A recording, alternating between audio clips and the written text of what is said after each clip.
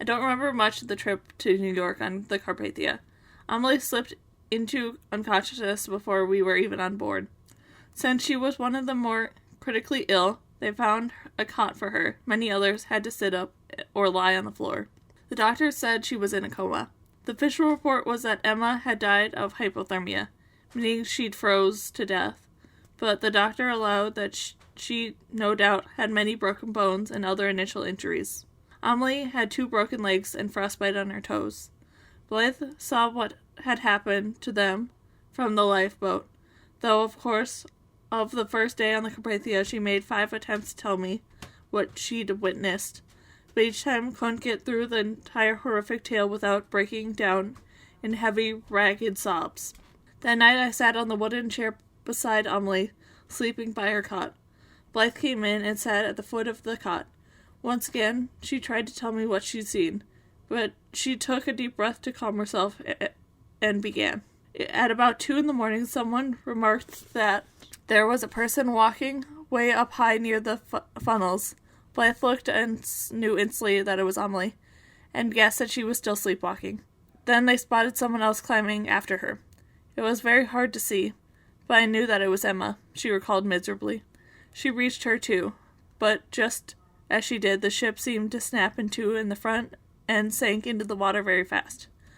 The front funnel broke off and flew towards the water, and at the same time Emma and Amelie went flying into the air.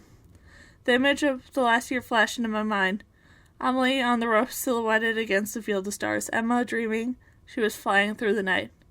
They had somehow known that this would happen to them. I don't want to think of them hitting the water from so high up. It must have been horrible.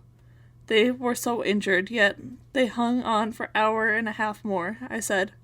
Once again, Blythe dissolved into a deep, painful, ragged sobbing. I pleaded with the lifeboat captain to go back and look for them. I begged and begged, but he wouldn't. He said it was too dangerous. He said if I didn't calm down, he'd knock me out. Really, Jane. I tried all I could. I put my arms around her. Together we rocked, and tears ran down my cheeks. Shh, shh. You did all you could. No one could have done better. Do you really think so? She said through tears. Yes, I know you did.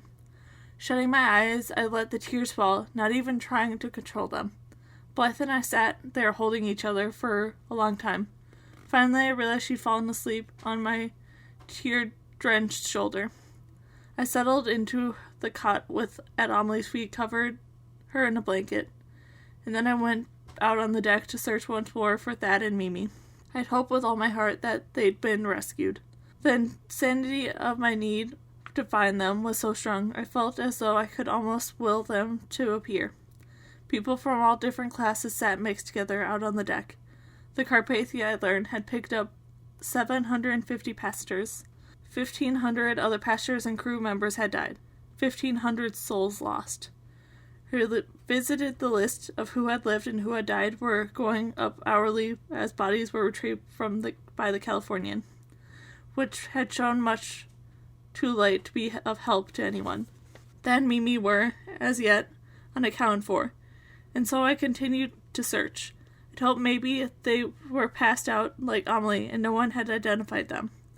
I read a story once of a person who was hit in the head and had forgotten his own identity, amnesia, I think they called it, and I let my inverted mind work overtime to come up with stories in which they'd survived.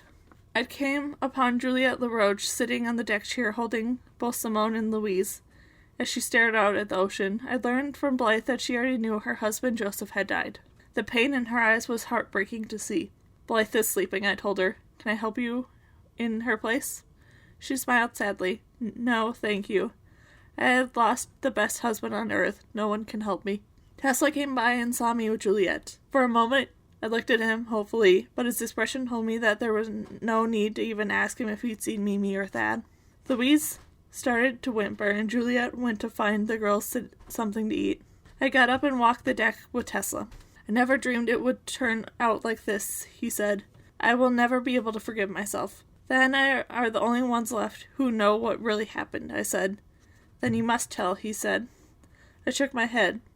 A man who tampered with the earthquake machine is to blame. I think he must be dead. I haven't seen him anywhere, and I will never know who he was working for. Mother met us in New York Harbor. Having gotten into another ship almost immediately after the Titanic sailed, her face looked like it was permanently swollen from days of relentless crying. She had contacted with White Star Line and learned that Emma's death and Amelie's condition, and she knew Blythe and I were safe and Mimi was missing. When Blythe and I came down the gangplank, she rushed to meet us through the waiting crowd, gathering at both of us in her arms. Her emotional tears were once happy torrented, set Blythe and me off into a machine torrented again. And Mimi, she asked, anything? I shook my head, and the stricken cry came from her like I'd never seen her. It was as though someone was choking her while she screamed, and then she swooned. A man nearby steadied her gently to the ground. In a moment she regained her consciousness and dropped her head into her hands. I don't know how I can go on, she muttered. Amelie was brought to the St. Vincent Hospital. We stayed with her around the clock, performing all the duties required to keep her fed and clean. Mr. Stead was right. He died by ice, Mother said. And she and I sat around Amelie's conchitated off body, with an amber light turned down low, while Blythe slept curled in the armchair nearby. It was late and most people were asleep. I heard he was very dignified, I told her. They said he went to the ship's library with Colonel Astor, where they sat together and waited for the end. He was a dear friend, Mother remarked. Mother? Jane? Mother and I quickly looked at Amelie. Had she spoken? Mother? We sprang to her. Amelie. We're here, darling, Mother said excitedly. How do you feel? My mouth is dry. What happened? Where am I? We'll tell you everything later, Mother said, no doubt not wanting to upset her. You're talking, dear. Emma is talking. Mother and I looked at each other in shock. You know about Emma? I asked cautiously. I am Emma. Mother gasped. I know the difference between them, she said to me. I've always been able to tell them apart. This is Amelie. Amelie is here too, she said. Blythe was awakened and quickly came to the foot of the bed, watching. That's Emma's voice, she whispered. Emma said she wouldn't leave. I recalled softly. I haven't, Amelie said.